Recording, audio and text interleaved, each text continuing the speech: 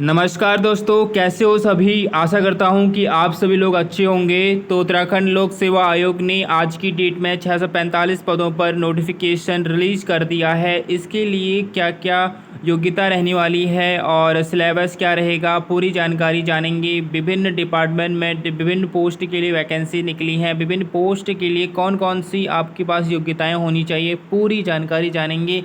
बेहतरीन अपॉर्चुनिटी है आप सभी अभ्यर्थियों के लिए, तो आइए बने रहें एंड तक।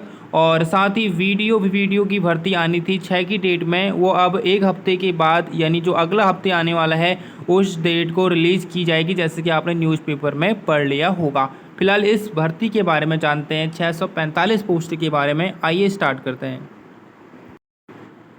उत्तराखंड लोक सेवा आयोग के द्वारा आज की डेट में कृषि उद्यान पशुपालन विभागों हेतु समेकित समूह गौ परीक्षा 2023 के लिए एक लेटेस्ट नोटिफिकेशन आउट किया गया है, जिसकी विज्ञापन प्रकाशित करने की डेट 7 अक्टूबर 2023 है।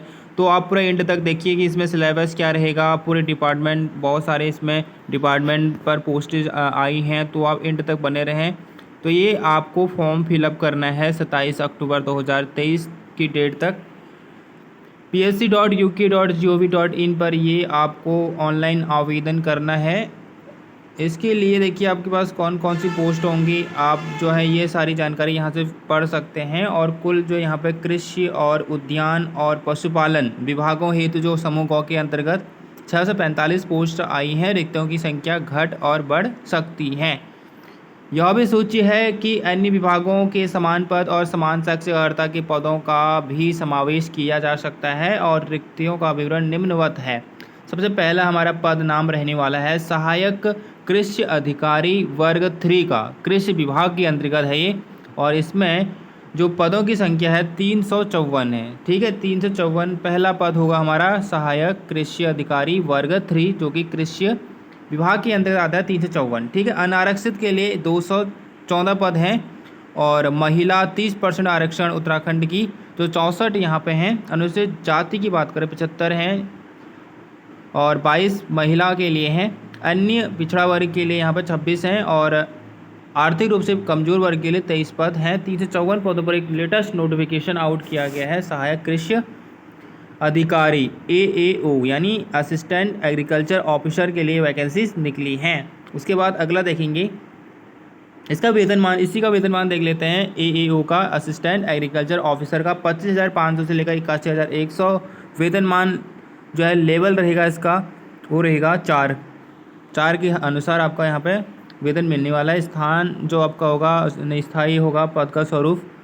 और अनिवार्य जो इसकी शैक्षिक अर्हता होती है वो क्या है, भारत में बिल द्वारा स्थापित किसी भी विद्यालय में संस्था से आपका क्या होना चाहिए, कृषि में क्या होना चाहिए, ग्रेजुएशन यानी स्नातक होना चाहिए। अधिमानी की स्थिति में इक्वल अंक 2 अभ्यर्थियों के आते हैं, तो ऐसी स्थिति में उस अभ्यर्थी का सिलेक्शन होगा जो प्रदेश के सेना में कम से कम 2 और या फिर उसके बाद राष्ट्रीय क्रेडिट कोड का B या फिर C प्रमाण पत्र हो, उसको वरीयता दी जाएगी। उसके बाद आयु सीमा की बात करें तो 21 से लेकर 43 वर्ष के कैंडिडेट्स इसके लिए अप्लाई कर सकते हैं।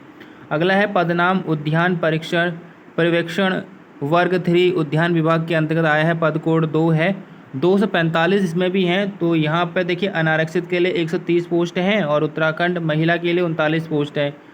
अनुसूचित जाति के लिए 47, 14 महिला के लिए। अनुसूचित जनजाति के लिए 10 पोस्ट है, महिला के लिए 3 पोस्ट है। अन्य पिछड़ा वर्ग के लिए 34 पोस्ट हैं और 10 यहाँ पर महिला के लिए हैं। EWS के लिए 24 पद है, महिला के लिए 7 पोस्ट हैं। 245 टोटल मिला के आपकी पोस्ट हो जाती हैं। ठीक है, उसके बाद वेतनमान भी इसमें इक्वल है, जैसे कि उसमें था AAO में 25,500 और लेवल 4 के अकॉर्डिंग। और जो पद का स्वरूप रहेगा वो क्या रहेगा, अराजपत्रित स्थायी रहेगा। और इसके लिए जो अनिवार्य अर्हता है वो है BSc होना चाहिए आपका, जी विज्ञान में होना चाहिए। साथ ही आप कृषि में भी है तो कृषि में भी हो जाएगा, या फिर BSc आपका जो है वो आपका उद्यान में है तब भी चल जाएगा। तीनों में से कोई भी है तो आप यहाँ पे एलिजिबल हैं इस पोस्ट के लिए। और अधिमानी अर्हता में वही है, आपके सेना में 2 वर्ष का कार्य होना चाहिए या फिर क्रेडिट B और C प्रमाण पत्र आपके पास है तो आपको यहाँ वरीयता दी जाएगी। और 21 से 43 वर्ष के कैंडिडेट्स अप्लाई कर सकते हैं। अगला है पदनाम उद्यान निरीक्षण वर्ग 2, उद्यान विभाग के अंतर्गत आया है। पदों की संख्या 27 है। अनारक्षित के लिए 14 पद हैं और अनुसूचित जनजाति के लिए यहाँ पे 1 पद है। जाति के लिए 5 पद हैं। EWS के लिए 4 पद हैं और आर्थिक रूप से कमज़ोर वर्ग के लिए 3 पद हैं और योग टोटल मिला के 27। वेतनमान है 29,202 92,300 तक लेवल 5 के अकॉर्डिंग। और इसमें भी आपके पास होनी चाहिए जीव विज्ञान और कृषि में आपका क्या होना चाहिए, स्नातक होना चाहिए। ठीक है। उसके बाद अधिमानी में वही है 21 से लेकर 43 वर्ष इसके लिए भी एलिजिबल रहेंगे। साथ ही है सहायक मशरूम सहायक विकास अधिकारी वर्ग 2 उद्यान विभाग के अंतर्गत है। मात्र 3 पोस्ट है। अनारक्षित के लिए 1 पोस्ट, अनुसूचित जाति के लिए 1 पोस्ट है। ठीक है। 29,200 और 92,300 तक वेतनमान लेवल 2 के 5 के अकॉर्डिंग मिलेगा। उसके बाद है सहायक पर्यवेक्षण अधिकारी वर्ग 2 अनुसूचित वनस्पति विज्ञान के अंतर्गत उद्यान विभाग में आता है और इसमें 3 पोस्ट हैं। अनारक्षित के लिए 2, अनुसूचित जनजाति के लिए 1 पोस्ट रखा गया है। वेतनमान 29,200 से स्टार्ट होगा इसमें भी। और इसमें भी आपकी जो वो रहेगी बीएससी होना चाहिए समूह उसमें किसमें, जीव विज्ञान में, और प्लस आपका उद्यान विभाग या फिर आपका उद्यान या फिर कृषि में होना चाहिए बीएससी। अगला है पदनाम सहायक प्रशिक्षण अधिकारी वर्ग 2 उद्यान विभाग उद्यान विज्ञान उद्यान विभाग। ठीक है। 3 है। अनारक्षित के लिए 1 और अनुसूचित जनजाति के लिए यहाँ पे कोई पोस्ट नहीं, जाति के लिए 1 है और अन्य पिछड़ा वर्ग के लिए 1 पोस्ट है। 29,200 आपको स्टार्टिंग सैलरी मिलेगी। इसके लिए भी आपकी बीएससी होनी चाहिए जीव विज्ञान में। अगली पोस्ट है हमारे सहायक पौध सुरक्षा अधिकारी के लिए उद्यान विभाग के अंतर्गत 2 पोस्ट हैं और इसमें अनारक्षित के लिए कोई नहीं, अनुसूचित जाति के लिए 1, अन्य पिछड़ा वर्ग के लिए 1 पोस्ट रखा गया है।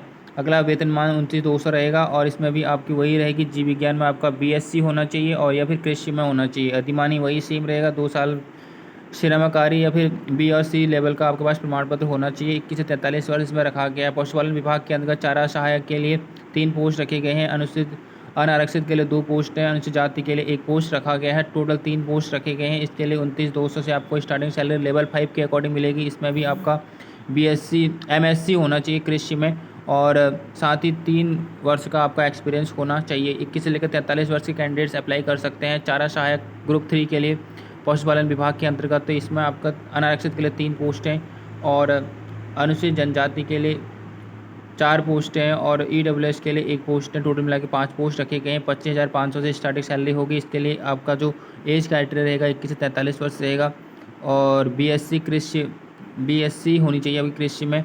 उसके बाद जो आपकी एज की गणना की जाएगी तो इस तरह से यहाँ पे इतने सारे पदनाम रखे गए हैं और 645 पोस्ट के लिए वैकेंसी जारी की गई हैं। 1 जुलाई 2023 से आपका यहाँ पे क्या होगा, एज की गणना की जाएगी। ठीक है। 43 वर्ष तक के कैंडिडेट्स इसके लिए अप्लाई कर सकते हैं। ओके। तो यहाँ पे देखिए सिलेबस इस तरह से रहेगा। Paper 1 paper 2